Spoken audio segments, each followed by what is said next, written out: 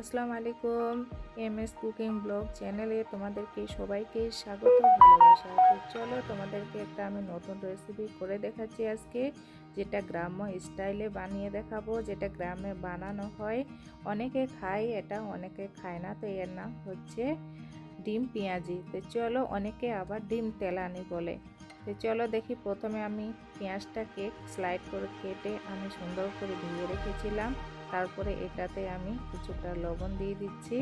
তারপরে এর মধ্যে আমি একটু হলুদ গুঁড়ো দিয়ে দিচ্ছি। তারপরে এর মধ্যে আমি দিয়ে দিলাম লঙ্কা গুঁড়ো। তারপরে আমি এখানে একটু দিয়ে দিলাম ধনে গুঁড়ো। তারপর দিয়ে দিলাম একটু গোটা আস্ত জিরে।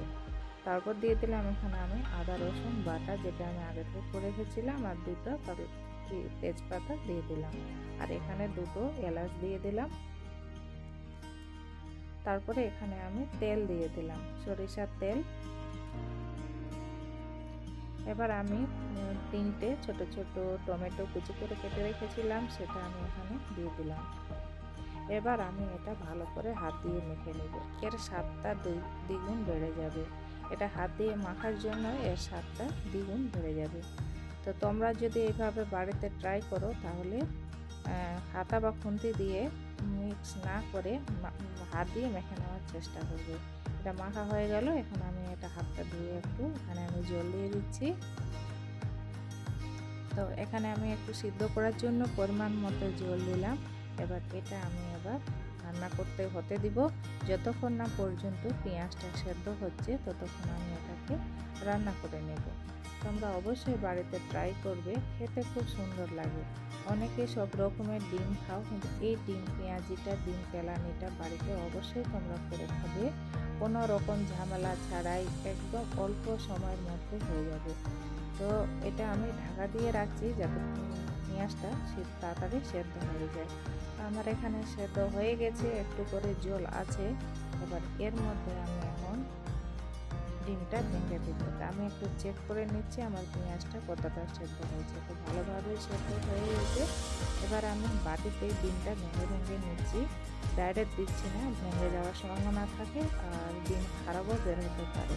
তো আমি এখানে বাটিতে নিয়ে আমি এইভাবে ঢেলে দিচ্ছি। এই যে দেখো, তবু আমার দুইটা ডিম একটু ভেঙে গেল। এইভাবে আমি ডিমটা বাটিতে ভেঙে ভেঙে দিয়ে ঢেলে দিব। ওর উপরে, ডিমের উপরে একটু একটু করে আমি লবণ ছিটিয়ে দিচ্ছি, যাতে কুসুমটার মধ্যে একটু লবণটা ঢুকে।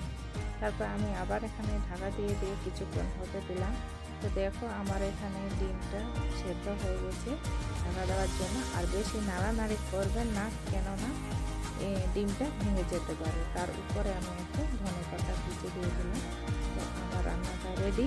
তোমরা অবশ্যই খেয়ে দেখবে, ভাত দিয়ে, রুটি দিয়ে, পরোটা দিয়ে, যেটা দিয়ে খেতে পারো, খুব সুন্দর লাগবে। যদি মনে করো ঝোলটা আরও আমি গাঢ় করবো, ঝোলটা টানতে পারো। আর ঝোল যদি রাখতে চাও তো রাখতে পারো, কিন্তু এটাতে ঝোলটা একটু মেরে দিলে মানে বেশি খেতে ভালো হয়, টেস্টটা বেশি ভালো হয়। এই যে দেখো, আমার একদম রান্নাটা রেডি। তো বন্ধুরা, তোমাদের যদি ভিডিওটা ভালো লেগে থাকে, তাহলে লাইক, শেয়ার এবং কমেন্ট করবে, আর চ্যানেলটা সাবস্ক্রাইব করবে।